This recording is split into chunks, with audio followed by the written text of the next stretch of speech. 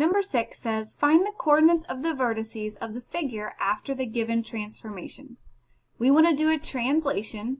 We want to move it 4 units to the left and 4 units up.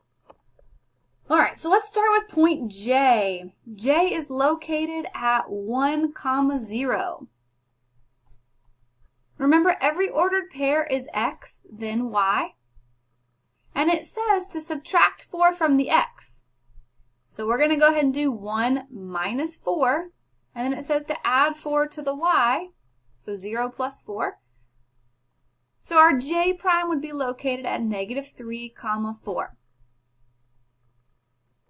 All right, I'm going to show you how to do that one more time using the ordered pair or the mapping rule method. So let's look at point P.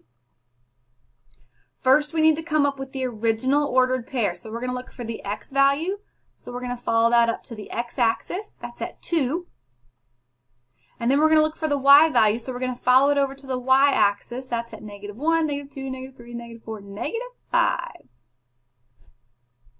From there, you would apply your rules. So you would subtract 4 from the x and you would add 4 to the y. So our new p prime would be located at -2, -1. All right, I'm also going to show you how you could do this if you didn't want to use the ordered pairs and you just wanted to use the graph. So x minus 4 says 4 units left. And y plus 4 says 4 units up. So you can start it in, and you can move it 4 units to the left. 1, 2, 3, 4, and then 4 units up. 1, 2, 3, 4.